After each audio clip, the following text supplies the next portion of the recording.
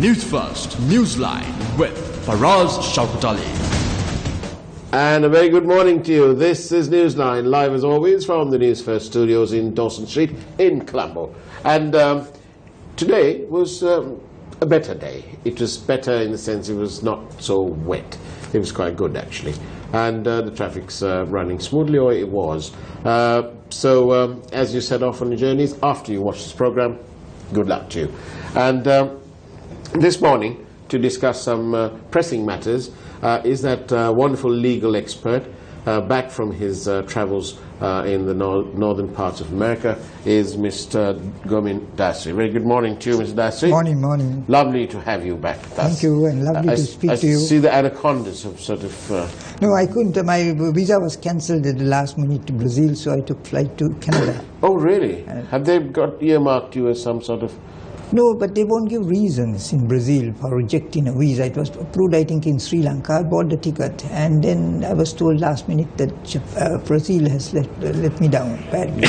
I say. Well, I'm sure they'll, when you reapply, they'll let you go again. Well then, Mr. Gomin, all sorts of things are happening here in our country. And I thought I'd ask you about this constitution. You know, they talk about this unitary nature and so on. Is it sufficiently well defined?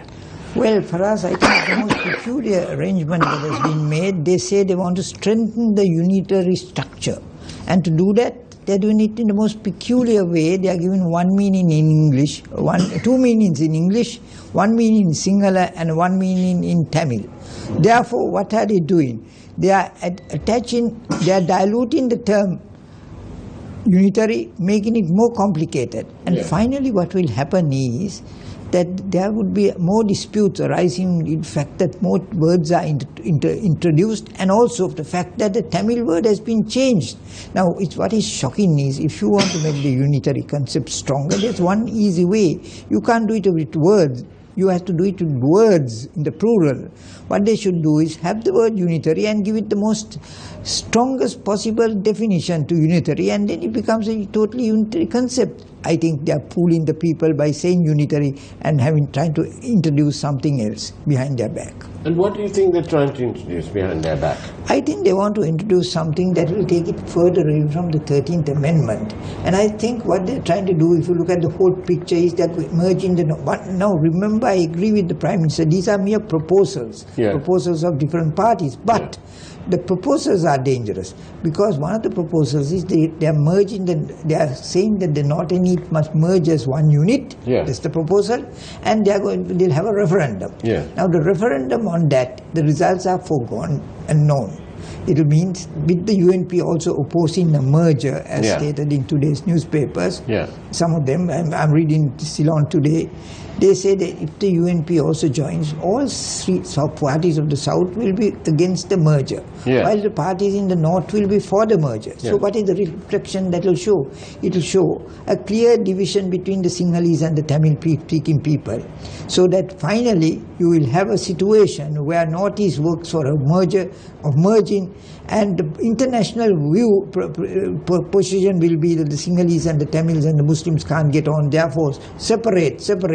Is this why much of the international community, these watchdogs and so on, are not really talking? There's silence, apart from some of these people who are monitoring elections, who've been shouting themselves hoarse.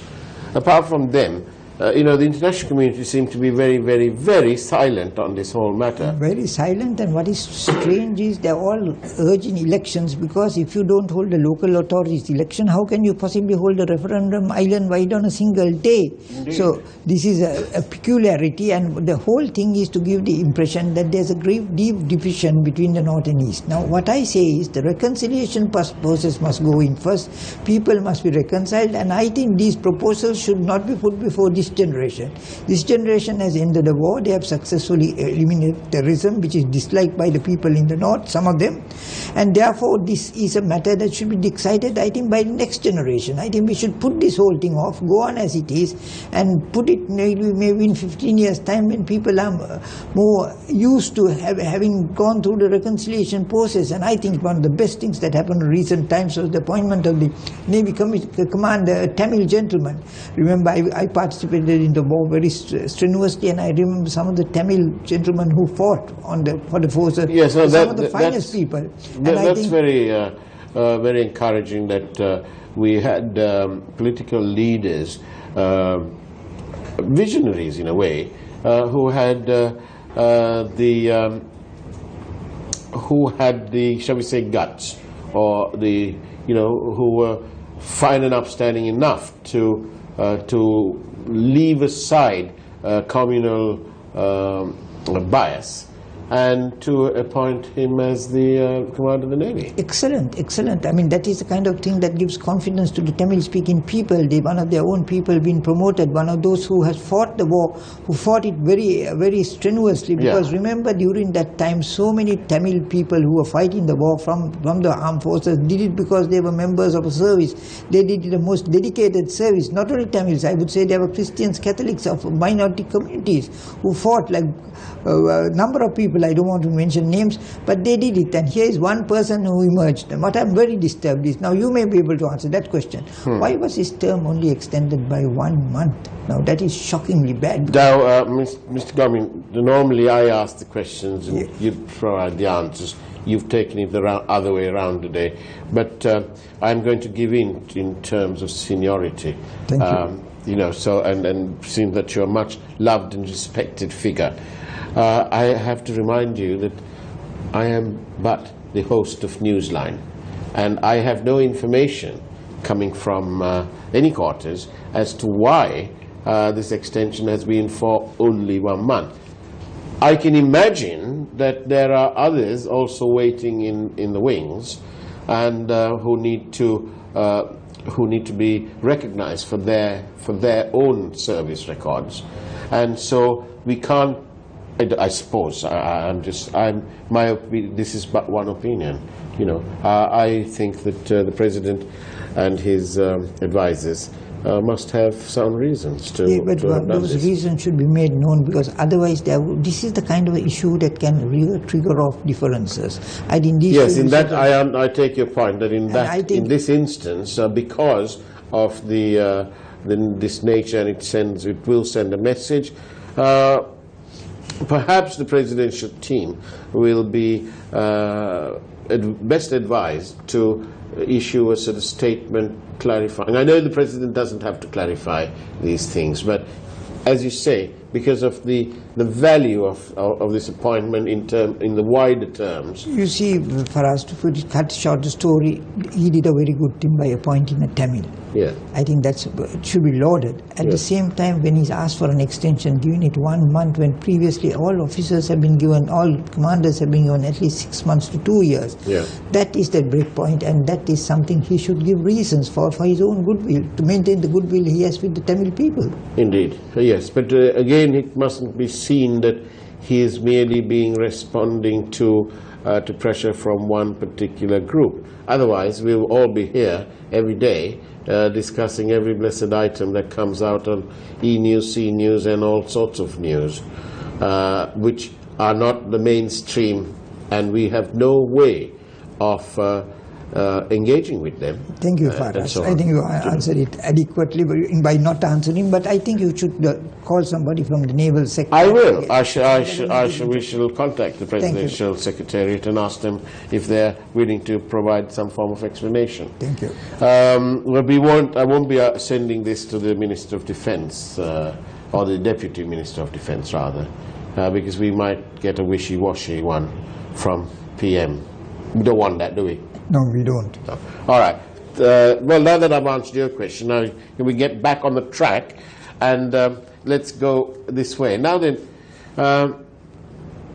I want to ask you this a series of questions, and it's connected to the Presidential Commission of Inquiry into the issuance of bonds. We'll come back to the Constitution issue in a minute, because we've got some messages. By the way, if you want to send us a message, a question, 0772 300 305. SMS your questions right here. Now then, there are 4 items. The first one is that the Prime Minister's advisor, Manik Samarikraman, attended and confirmed that he attended a meeting, what is now popularly known as the breakfast meeting, ahead of the February 2015 bond. He said he was there. And the Prime Minister in Parliament said that they discussed the bond. That's A. B. Steve Samuel, described as the executive assistant to Arjun Aloysius of the Perpetual group of cluster of companies, sends a SMS to Arjun Aloysius and says he's reminding him to get the minutes, the documents, the minutes pertaining to the issuance of the bond, right? Well, not pertaining to the issuance of the bond, but he reminds him to get the minutes of the meeting from PM and RK, right? He's reminding his boss. He's the executive assistant to Arjun Aloysius. 3. The Attorney General says that the Prime Minister, well, Dapolo de Oliveira, the acting Attorney General, says that the Prime Minister is a material witness and he will have questions other than what the Presidential Commissioners have. He also has a long list of other names, 20 names that he wants to question. Right. The final point, the 4th point, is that Arjuna Mahendran says, in response to a statement, I don't know if you remember, but in Parliament the Prime Minister says that in the past there was corruption in the issuance of bonds, and he says that is what the primary dealers say. When Arjuna Mahendran is asked who these primary dealers are, he says, I don't know. Ask the Prime Minister, he may know. 4 points. Yes. Now then, therefore, it looks to me that the position really is untenable. The Prime Minister must come before the Commission. undoubtedly he must come, because his name transferred not from at the very end, but from the very beginning, from the time he appointed those to his own committee. There have been many suspicious questions asked against the Prime Minister, and he has a duty in his own interest to maintain his image. He should come and give answers. Now the question is, the Attorney General has 20 names. But the Attorney General did not ask a single question from two of the people who did come before him, and probably expected, you see, when the Attorney General does not ask questions, it's very difficult for the Commission on their own to ferret out material, because the Attorney General is supposed to be assisting the Commission. Now the assistant, what happened was, the Attorney General refused to answer questions. Now that is very, very queer. That is not a good impression that the Attorney General created. He was doing a good job. But then he came with this absolute bouncer, where he didn't ask a single question, and people ask him, why didn't he question? Then the Prime Minister comes and says he's issuing clarification. Now why should clarifications? Clarification is a simple way of not facing cross-examination, and that came just days before the Commission. I think it's a bit rich for the Prime Minister to say he's willing to give clarity to it. No, he must be cross-examined like any other person, and I don't know whether he will be properly cross-examined, because two other persons who came in to give evidence were not a single question. It's very worrying, isn't it? It's very worrying, the role of the Attorney General, because Dapula Libera, whom I think a lot of people consider nearly hero worship him, has come out very poorly. But especially at the end. At the end, and because all along he seemed to have been in turbocharged mode. turbocharged, but he is now in a very low key by not asking a single question. Do you think that his hands are tied behind his back? No, I don't think so. I don't think his hands are tied. I think he has tied it himself because if you're bold and courageous, he could have asked any question he desired. But he has said that the Prime Minister, he considers the Prime Minister a material witness. His name's transpired in these SMS messages to Arjuna Aloysius, even though Steve Samuel's lying through his teeth and doesn't know the meaning of these. Another question for you, Faraz. Now, did he make this statement after the commission said they have closed evidence? If that is so, well, yes. Why didn't he say that early? Why didn't he summon him? Because the Prime Minister was a prime character in this whole transaction. His name transpired in several times, in several ways. In fairness to him, give him an opportunity to explain, because he may have very good answers. Let's hear him and let it be cross-examined. Not that cross-examination need be rude or cruel. Do you think that they are rather intimidated by the fact that this chap, who they want to, who they consider to be a material witness, this also so happens to be the Prime Minister? I think finally, for us, what I'm worried is that nothing will come out of it. The Commission will write an excellent report. Then the Attorney General will take over and say he has to frame charges. They'll go back to the original courts, which is far less than the Supreme Court judges. And nothing will happen. At the end of it, my gut feeling is nothing will happen and it will be forgotten and swept under this. But Ravi Karunaika did the honourable thing. Well, after a while. But he did, at the end of the day, he resigned. And Ravi Karunaika resigned from his position as a cabinet minister and went and sat in the backbenches. Now, if Ravi came... How long? For how long? Well, the point is he did that. If he can do that, why can't the Prime Minister? It's clear that the Prime Minister's role in this is very clear. By his own admission, and by the admission of Mr. Arjuna Mahendran.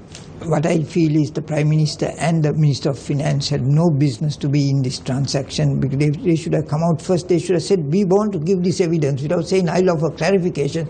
You should have said, I like to give evidence. And I think end of the day is that undoubtedly, if 20 witnesses in offing, the Commission the time period should be extended by another 3 months, where we can hear the evidence of those 20 people. Now, the Thai Prime Minister, the former, Yingluck Shinawatra, she was jailed for 5 years for her role in a scheme to assist the rice farmers, which cost the Thai government around 5 or 6 billion with a B, billion US dollars.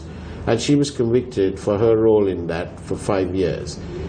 Now, in relative terms, the Prime Minister of this country admits, albeit within the sanctity of Parliament, with all its privileges, that it is he who instructed the Governor of the Central Bank, Arjuna Mahendran, to change the system. It has now been found that that change, that other system that they played with, has cost this country an awful lot of money.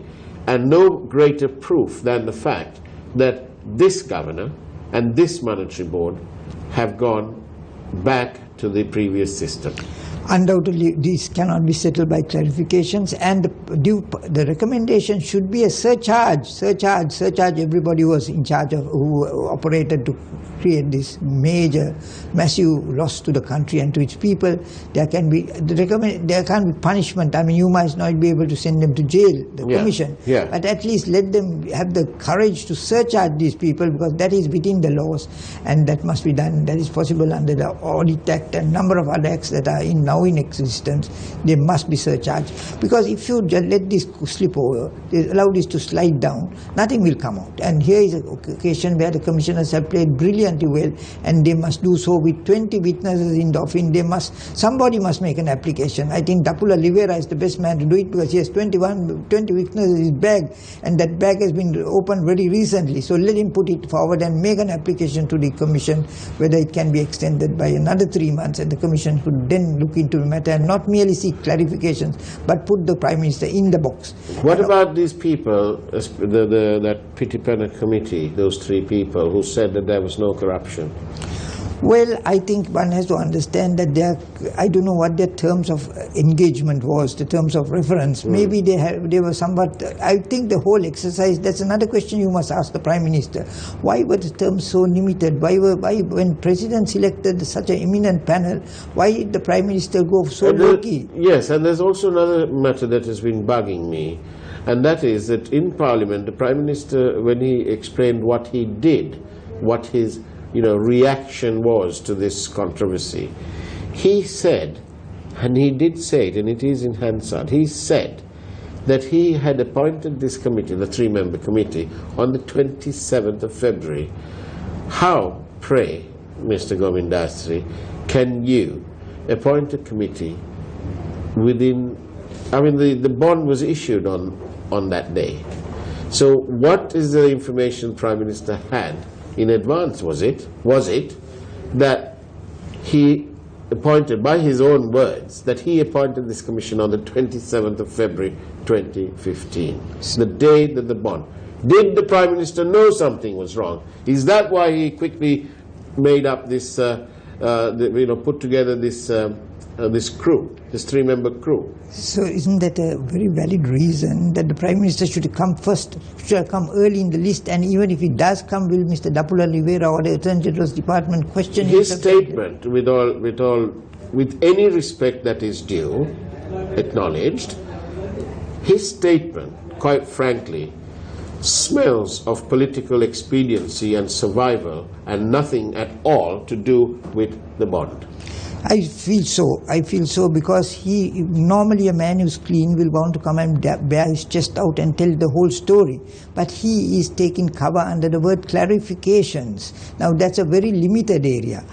He has to explain himself from the very beginning to the very end.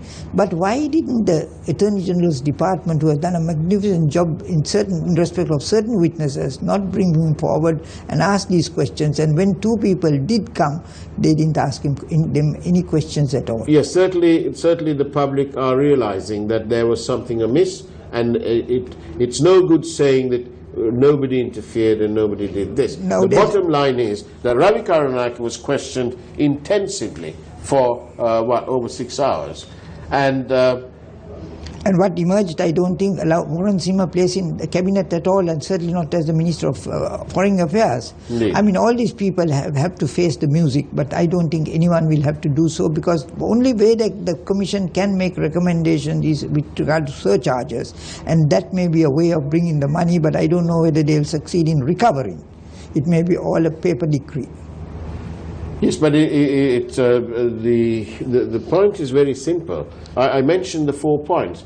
The Prime Minister's advisor, Malik Samarikwama, was at the breakfast meeting, and and the Prime Minister in Parliament confirmed that they did discuss the bond.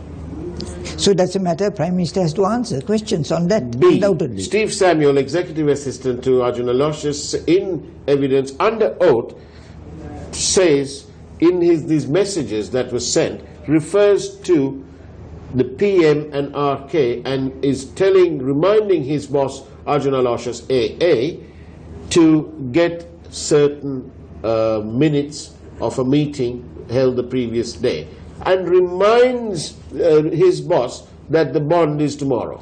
Now, for us, that's the third one. The second question, may I answer that? Yes. Now, that would be a very easy answer to give by way of a clarification. It may be a written clarification that may be offered. Now, that must be probed. You must go deep into it, because that's a very serious statement. Prime Minister and RK may be Ravi Karunaratne, I don't know. Come on, all this business about all these abbreviations that nobody knows, can't remember, it's all absolute rubbish. So these are complete rubbish. So these things there's nobody in this country. This country is full of people whose politics is like next to religion, and everybody in this country, and Steve Samuel is obviously lying, as Dapula de Oliveira said under oath, when he says that he doesn't know who AM is or who RK is and who PM, Honourable, HON, dot,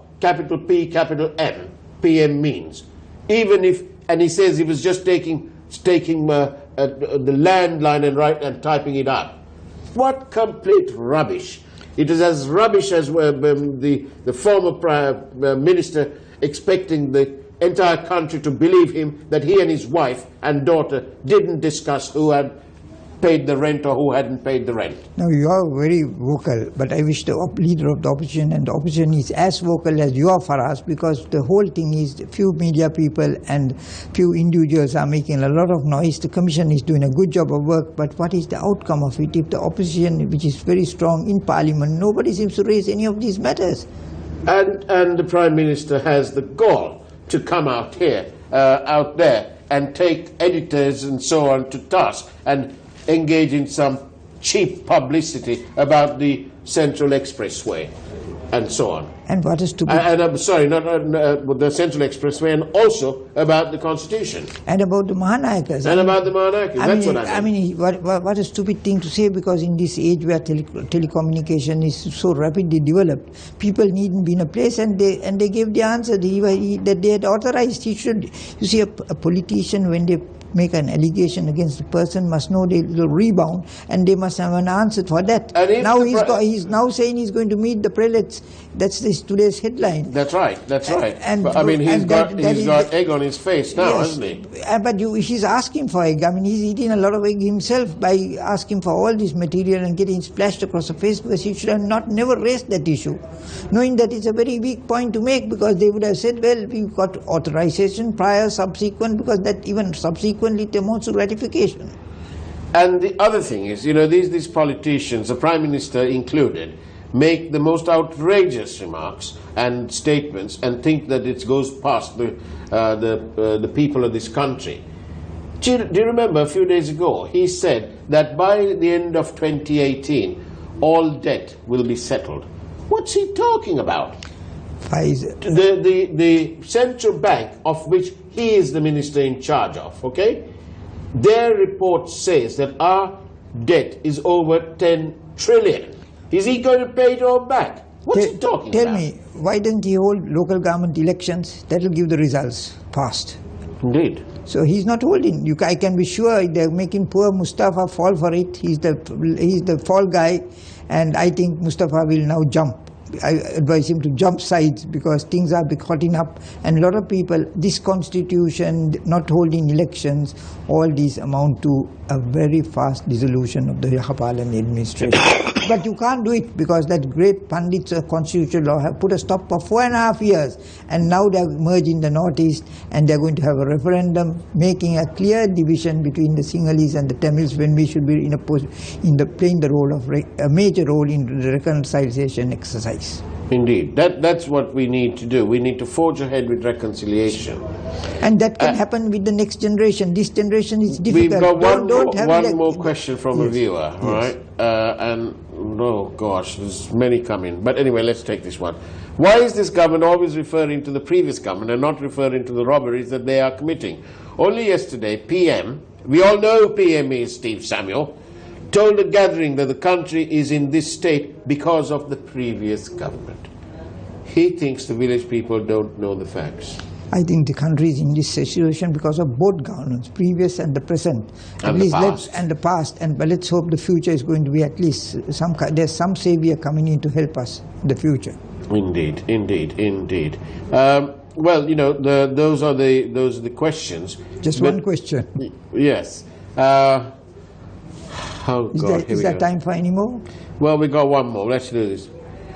Why no punishment for the commotions, wrong information that PM... No, well, I can't understand that one. Because I think the spelling didn't come out right. There was a news that the UNP wants to inquire while leader in Finland. Ravi K had a secret meeting with some backbench MPs. But I have no... I'm sorry, that is too speculative. That's right. I don't want to enter into that area.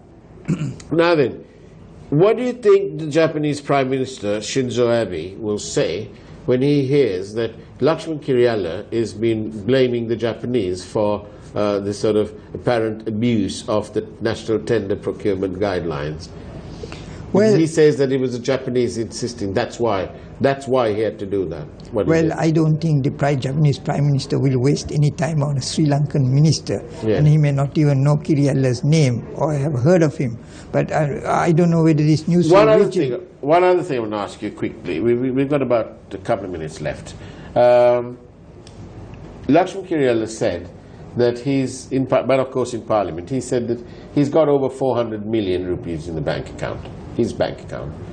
Now, in that context, and now that he's said it up front, do you think it would be appropriate for Mr. Kirialla, now that he's cast aside the shackles of privacy and so on, and that with cold neutrality he should disclose the last 10 years of asset declarations? Well, those asset declarations, I presume, should be with the particular. Yes, but we can't look at it and broadcast. We don't have access to it, but certainly now we have access, but we can't broadcast. But certainly, this is interesting information for the Inland Revenue Department. They could hold inquiries to find out from when he started to build up this enormous wealth of 400 million rupees in his pocket. They could ask questions. He also said that he's paid taxes on them. So that is. So it'd be all the more easier for him to put it out. No, I think it makes it very easy for Mr. Kirialla to justify if he has paid taxes, and it will be very easy for the commissioners to say what it is. But I think the opposition should take this issue up in Parliament and try to ferret out the information so that there's public knowledge. They're going to slumber, the opposition. The opposition is hardly in existence. The opposition is playing ball with the government. I mean, you have a leader of the opposition, or Mahinda Rajapaksa, I don't think votes on many bills. He should, I don't know, I hope he votes on the Constitution at least. Yes. Well, it's been an entertaining morning and full of clarity, actually. Thank you very much, Govindasri. Thank you very much for inviting me. And thank you for asking questions. Perhaps we can do a program where you ask me questions. Yes, but we'll sit at I'll sit over there, certainly. Fine. Okay. All right, we'll do that. No holds barred, okay? Right. Govindasri, thank you very much. And that's about it from Newsline on October the 23rd, 2017, a Monday. Take care. God bless.